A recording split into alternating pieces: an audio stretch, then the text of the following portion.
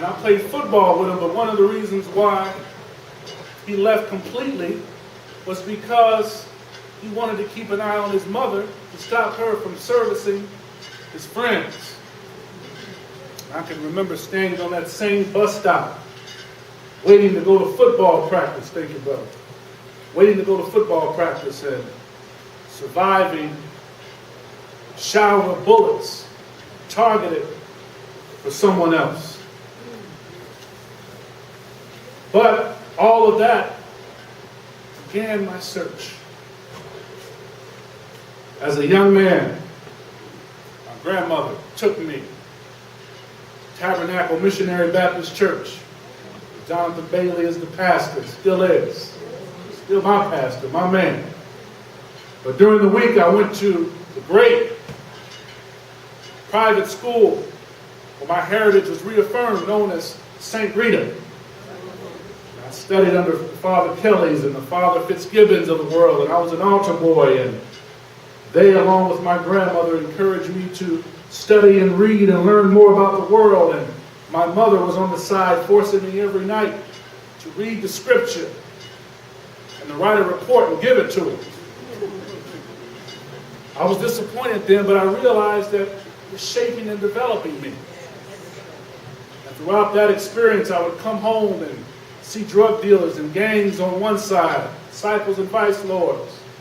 And I'd see other groups, church groups, anti-crime groups, Muslims, pushing crime out and trying to make our community safer.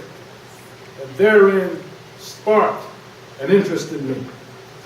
And to this day, this multi-faith upbringing allowed me to relate better with Jewish brothers and sisters, some of whom I grew up with.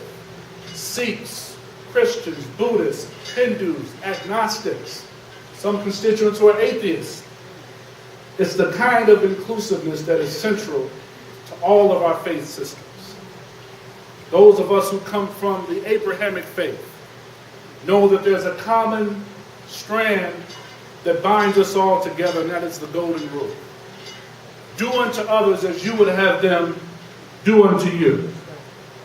And because of my faith, I am one of 2 Muslims in the history of the United States of America. And it was nothing that I asked for, because while I campaigned, it wasn't a pleasant thing to be in Indiana. But it has allowed me to become somewhat of a spokesperson, not only for young African American men, but for Hoosiers, and to add a better face to a faith I believe is misrepresented by the bin Ladens of the world. We have some national security threats that are clear, but it goes back to relatability. And President Obama gets this relatability.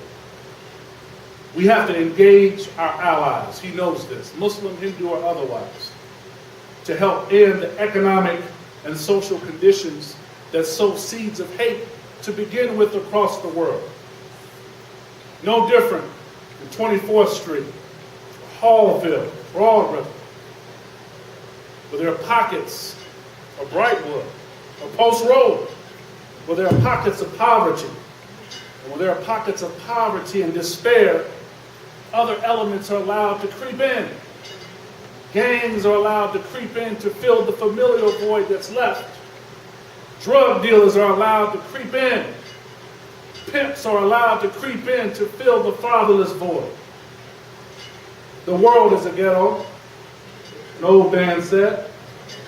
But President Obama, as soon as he assumed office, he was concerned about our national security issues. And one of the first things he did when he assumed public office was he gave an address in Cairo to the Muslim world. He wanted to address social and political conditions. After 8 years of President George Bush sowing seeds of division, supporting big interest, corporate interest, big business and corporate interest, hurting our reputation across the world, President Obama knew very clearly that it's our commonalities that keep us together and will allow our countries to become safer.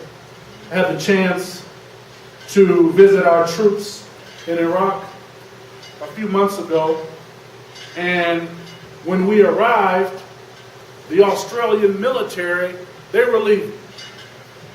other nations were leaving. Our friends in NATO, some of them were leaving because their constituents were disappointed that they too were dumping millions and billions, unlike us it's trillions, but billions, into these foreign parts of the world and seeing no fruit for their labor. And we met with the president. And during this time, we were able to meet with different leaders from Dubai and from Kuwait and from Iraq. And while I was there, I met with the troops. And I asked the troops, I said, you know, to the degree that you're allowed to say it, what do you think about being over here? They said, Congressman, I want to tell you off the record, there's some good people over here. But because we set up shop, the resentment is growing each and every day. And as a result of that resentment fermenting, it has put our lives in jeopardy.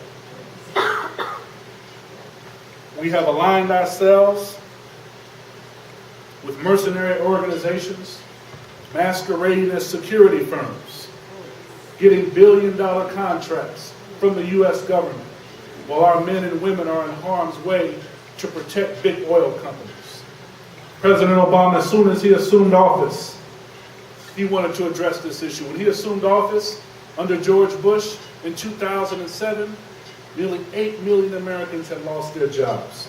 When he assumed office, one of the first things that he wanted to do was put a timetable in place to define our withdrawal out of Iraq.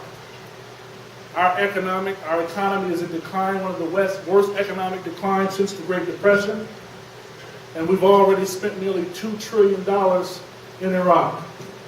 And while we were over there, there was this growing conversation about Iran and Iran gaining nuclear capabilities. But I'll get to that in the Q&A.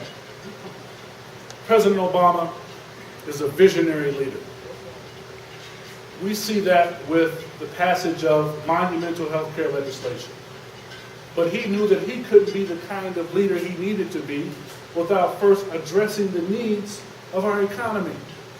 How do we address the needs of our economy? First, we have to identify the problem, and secondly, we have to stop dumping money into countries who don't respect us. That starts with ending the war in Iraq.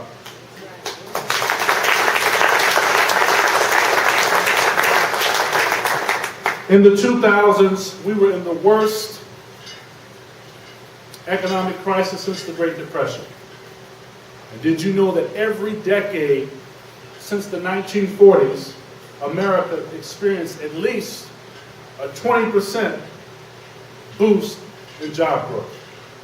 For the first decade of this millennium, there was no new net job growth, zero, zilch, under President Bush.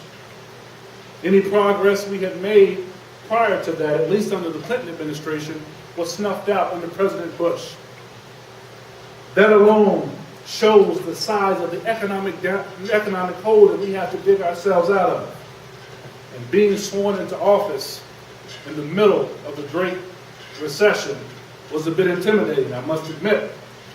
But we had a president with a vision, a Congress with a vision, and you all had the vision enough to go to the polls in droves to elect new leadership. The result of that was the American Recovery and Reinvestment Act. Most of us know it as the stimulus package. It was a $787 billion investment program that I can say the history books will be very kind to once we measure its success. There was a cover on the cover of Newsweek just last week had a title about the U.S. and it was called Comeback Country. And the title points out to how well the Recovery Act is working in our communities. Better than Japan. In Japan, Mr. Mays, in the 1990s, Japan experienced a horrible economic downturn. And it took them over 12 years to get out of that economic downturn. You remember that. But the U.S., it only took us 18 months to gain economic stability. We had a quick response and we laid the groundwork. Now, Newsweek reported that our economy was actually shrinking at a rate of 6.4% in the first quarter of 2009.